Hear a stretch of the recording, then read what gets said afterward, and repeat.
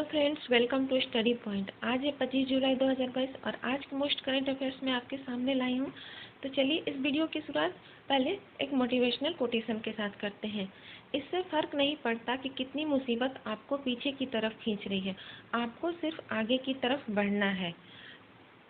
इंसान के लाइफ में हमेशा हर दिन परेशानी आती है, तो उन परेशानियों से डरकर भागना नहीं है, आगे की तरफ बढ़ने के लिए हमेशा सोचते रहना है, क्योंकि जब तक हम सोचेंगे नहीं तो हम करेंगे नहीं।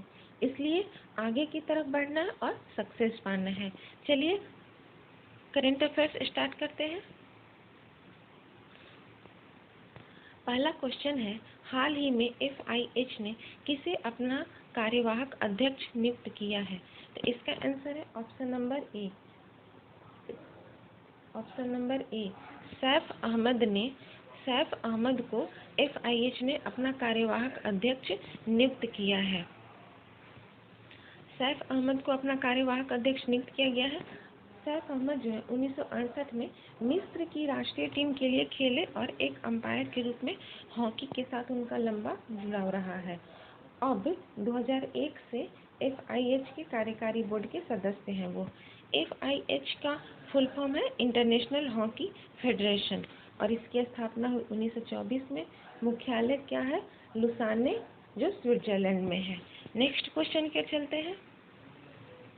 हाल ही में जारी 68वीं राष्ट्रीय फिल्म पुरस्कारों में बेस्ट एक्टर का अवार्ड किसने जीता है?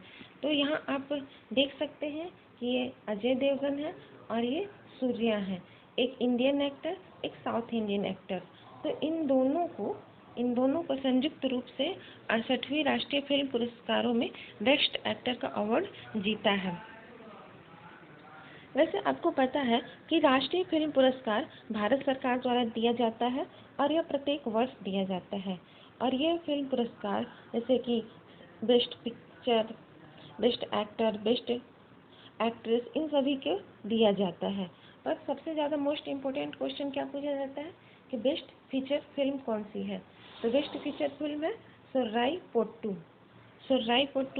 बेस्ट सर्वश्रेष्ठ अभिनेता है सूर्या को सोर्राई पोट्टू के लिए दिया गया है और अजय देवगन को तान्हाजी के लिए, सर्वश्रेष्ठ अभिनेत्री को अपर्णा बालमुरली को सोर्राई पोट्टू के लिए। और मोस्ट फिल्म फ्रेंडली स्टेट कौन सा है? मोस्ट फिल्म फ्रेंडली स्टेट है मध्य प्रदेश को मिला है। नेक्स्ट क्वेश्चन करते हैं। तीसरा क्वेश्चन है कि हाल ही में राष्ट्रीय प्रसारण दिवस 2022 कब मनाया गया है? राष्ट्रीय प्रसारण दिवस 2022 23 जुलाई को मनाया गया। 23 जुलाई को राष्ट्रीय प्रसारण दिवस मनाया गया। यह 23 जुलाई को 1927 में इंडियन ब्रॉडकास्टिंग कंपनी, एक निजी कंपनी ने बॉम्बे स्टेशन से देश का पहला रेडियो प्रसारण शुरू किया। लेकिन अब इसका नाम क्या हो गया है? ऑल इंडिया रेडियो इसका नाम हो गया है। अब राष्ट्रीय प्रसारण दिवस इसकी स्थापना कब हुई? 1936 में। राष्ट्रीय प्रसारण दिवस की स्थापना 1936 में हुई और मुख्यालय संसद मार्ग नई दिल्ली में है। इसलिए अब जब स्थापना हो गई 1936 में, तभी से यह राष्ट्रीय प्रसारण दिवस 2022 23 जुलाई को मनाया गया है। चौथा क्वेश्चन करते हैं कि हाल ही में प्रधानमंत्री ने कहां पर भारत के पहले यात्री ड्रोन वरुण का अनावरण किया है? तो इसका आंसर है ऑप्शन नंबर ए, नई दिल्ली। प्रधानमंत्री ने नई दिल्ली में भारत के पहले यात्री ड्रोन वरुण का अनावरण किया है। विशेष रूप से यह वरुण को विशेष रूप से भारतीय नौसेना के लिए यूज किया जाएगा। भारतीय नौसेना इसका यूज करेंगे। एक स्टार्टअप सागर डिफेंस इंजीनियरिंग द्वारा विकसित किया गया। सागर डिफेंस इंजीनियरिंग द्वारा विकसित किया गया है। यह 130 किलोग्राम मानव को, मतलब 130 किलोग्राम जिसका वजन हो मानव को, वो पेलोड ले जा सकता है और इसकी सीमा है 25 किलोमीटर। इसमें उड़ान का समय है 25 से 30 मिनट का। 25 से 30 मिनट का इसके उड़ान का समय है। इसका उपयोग नेवी के लिए किया गया है और इसका उपयोग उस टाइम किया जा सकता है, उस सिचुएशन में यूज किया जा सकता है जब मान लो किसी को सिपाही को घायल हो जाता और उसको क्विकली मेडिकल की ज़रूरत होगी तो उस टाइम इसका यूज किया जाएगा। नेक्स्ट क्वेश्चन करते हैं। 5वां क्वेश्चन है, हाल ही में यूएई द्वारा किसे गोल्डन वीज़ा से सम्मानित किया गया है? यूएई द्वारा किसे गोल्डन वीज़ा से सम्मानित किया गया है? तो इसका आंसर है option number D, Kamal Haasan को। यूएई द्वारा कमल हसन को गोल्डन वीज़ा से सम्मानित किया गया है। ऐसे तो कई इंडियन एक्ट्रेस सेलिब्रिटीज़ को मिला है, पर मोस्ट इम्पोर्टेंट याद रखने वाली बात है कि पहला भारतीय व्यक्ति कौन है जिसे गोल्डन वीज़ा से सम्मानित किया गया है, तो वह संजय दत्त। संजय दत्त को पहला भारतीय गोल्डन वीज़ा से सम्मानित किया गया। और अब जो है कि हाल ही में यूएई द्वारा कमल हसन को गोल्डन वीज़ा से सम्मानित किया गया है। गोल्डन वीज़ा एक दीर्घकालिक निवास वीज़ा प्रणाली है जो 5 से 10 वर्ष तक विस्तारित रहती है, 5 से 10 वर्ष तक रहती है, और यह विभिन्न क्षेत्रों में प्राप्तकर्ताओं, पेशेवर और होनहार क्षमताओं वाले लोगों को दिया जाते हैं। यूएई का फुल फॉर्म है यूनाइटेड अरब एमिरेट्स, कैपिटल है अबू धाबी, मुद्रा दिरहम, और इसके प्राइम मिनिस्टर कौन है? इसके प्राइम मिनिस्टर है मोहम्मद बिन राशिद अल मक्तम। मोहम्मद बिन राशिद अल मक्तम। और इसके प्रेसिडेंट है मोहम्मद बिन जायद अल सुल्तान अल नाहयान। मोहम्मद, एक बार फिर से आपको बोल देते हैं, मोहम्मद बिन जायद अल सुल्तान अल नाहयान। 6ठा क्वेश्चन कर चलते हैं। 25 जुलाई 2022 से पहली खेलो इंडिया फेंसिंग विमेंस लीग कहाँ शुरू होगी? 25 जुलाई 2022 से पहली खेलो इंडिया फेंसिंग विमेंस लीग नई दिल्ली में शुरू होगी, नई दिल्ली में। नेक्स्ट क्वेश्चन करते हैं। हाल ही में किस राज्य सरकार ने राज्य की अर्थव्यवस्था को 1 ट्रिलियन तक लाने के लिए डिलाइट इंडिया को एक सलाहकार के रूप में नियुक्त करने का निर्णय लिया है? तो इसका आंसर है ऑप्शन नंबर ए, उत्तर प्रदेश ने।